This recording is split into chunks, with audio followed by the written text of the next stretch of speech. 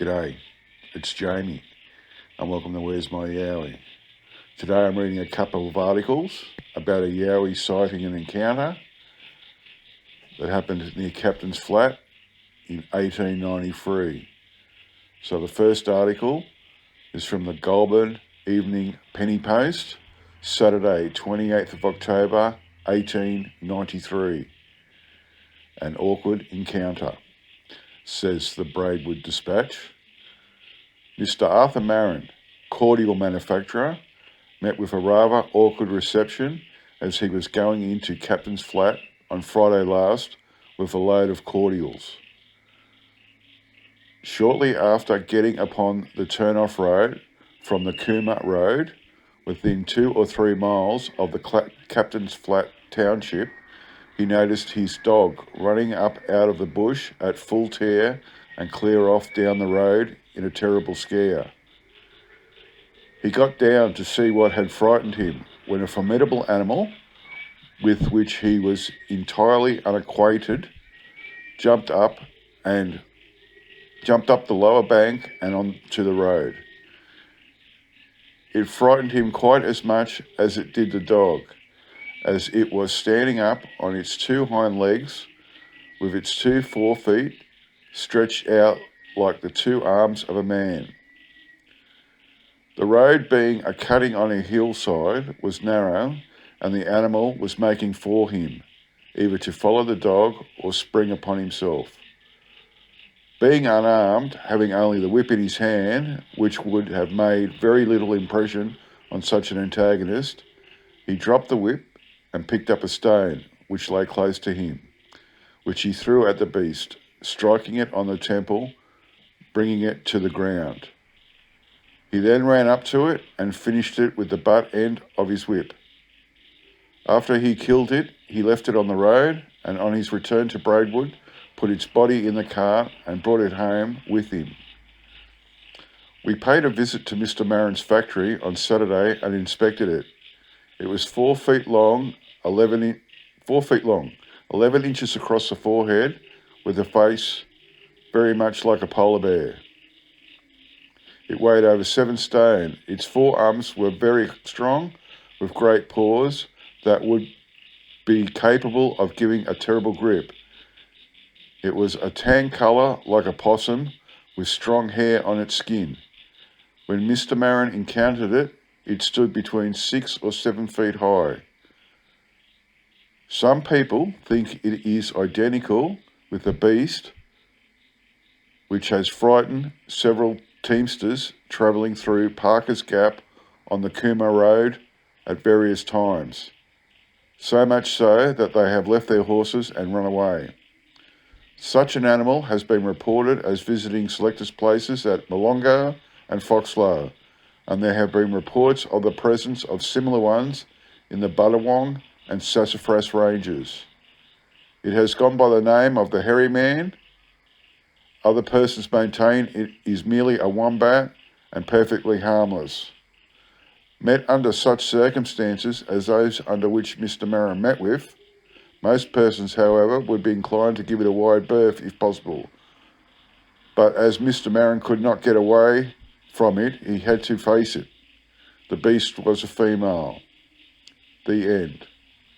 So the next article is from the Goulburn Evening Penny Post, dated Tuesday the 31st of October 1893, titled The Strange Animal from Gingera. Since the notice in our Braidwood Dispatch's last issue of the adventure of a Mr. A. Marrin with the animal which he encountered near Captain's Flat and slaughtered with a single weapon with which David brought down Goliath, he has had a great number of callers at his place to see the body, which he brought home with him, but unfortunately he buried it on Saturday. It is great pity that he did not preserve it before decomposition set in, and more particularly so as there are numbers of persons who put the whole thing down as a fairy tale and attempt to throw a doubt upon the truth of our description of it as we saw it in the flesh and measured it with the assistance of Constable Burney, who was looking at it at the time we were. Of course, it may be a wombat and it may not. If it was a wombat, the pungency it displayed is something altogether opposed to the reputed character of that animal. As all those who have seen one ever, it will run away from a man in place of attacking him, as this one did to Mr. Marrin. Its 4 legs were shaped just like a man's arm and about the same length, and the feet were shaped like a man's hands, with the palm precisely similar, and toes which had a close resemblance to fingers with overgrown nails. Its hind legs, upon which it stood upright when faced its captor, were, in proportion to the length of its body, nearly as long as a man's, and it is measured from its head to its rump, from the top of the head, and not the nose, fully 4 feet. It could easily stand up between 6 and 7 feet when standing on its hind feet, as Mr. Marrin estimated its height when it sprang up the bank. But whether it was a wombat, or a large bear, or the identical hairy man, which there are so many stories about, it would have been a most valuable acquisition to Darwin in support of his theory of the evolution of the human family from the monkey, as it would have accounted for the missing link, which has so long the trouble in the want of these traces of man and of the caudal appendage, which is so prominent feature in the monkey tribe.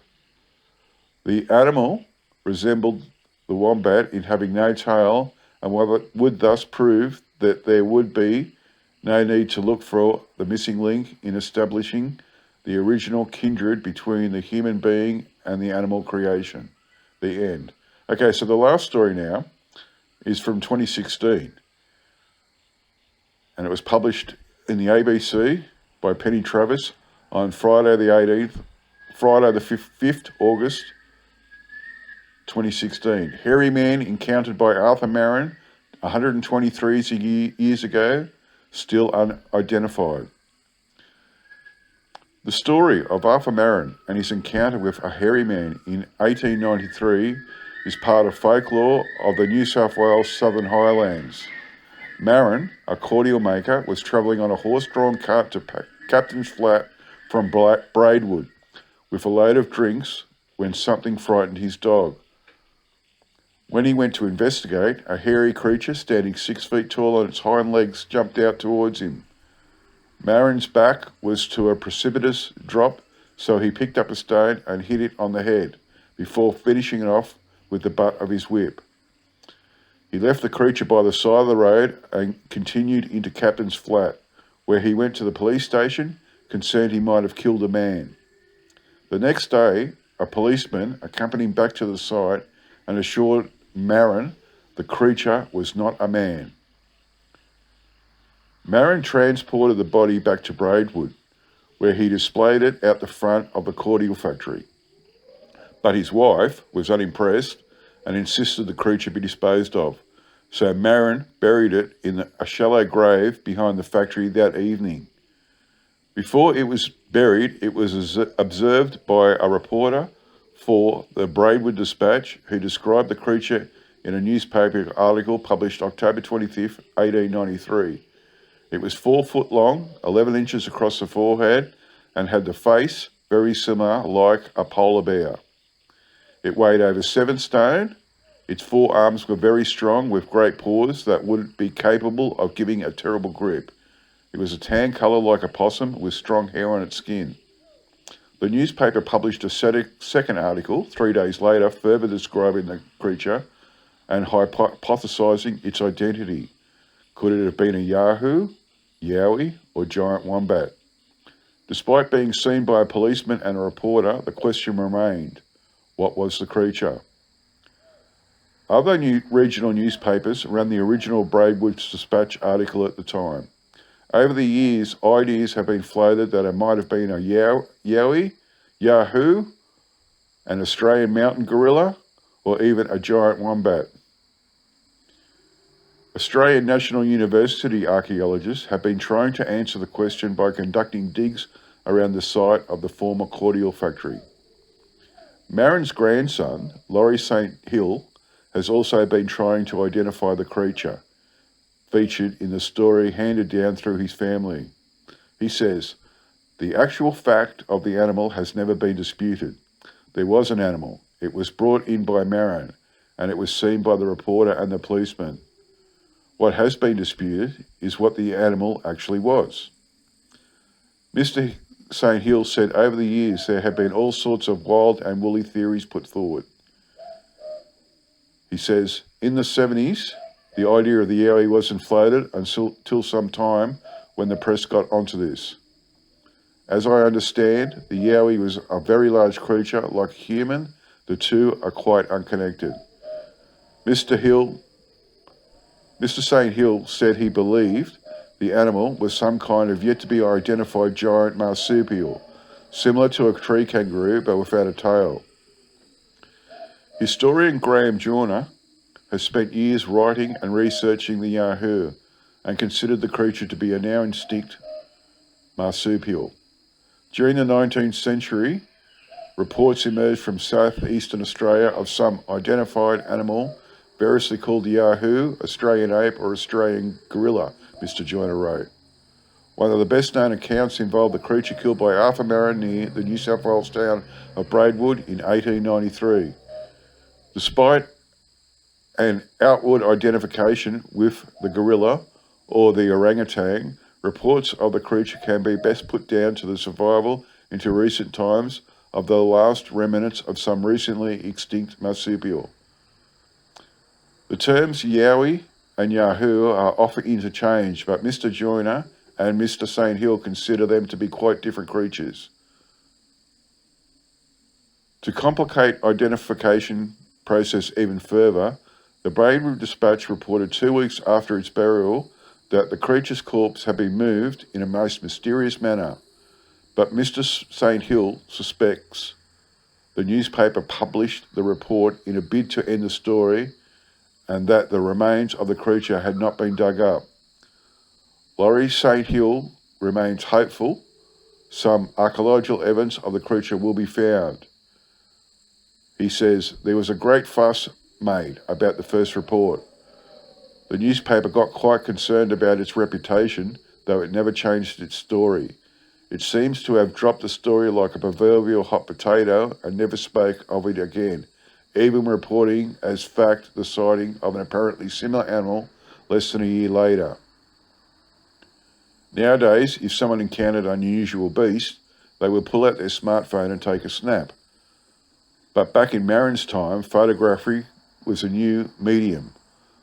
For now, Mr. St. Hill still holds hope that the physical evidence of the creature will be found. It's a long shot because most of the area has been cultivated, so it's probably broken up. But I'm also of the view that it's just as likely that a true fossil will be found elsewhere. The end. Well, that's certainly interesting. It's interesting how they say it had hair, not fur, how it looked like a wombat, and then they're saying it looked like a polar bear. Who knows what it was? It was walking on two legs, so I have no idea. I'm assuming it's a Yowie, and they just don't know what they were looking at. But anyway, it's still a very interesting story. Okay, so that's it for me. I'll get back to you all next time. Goodbye.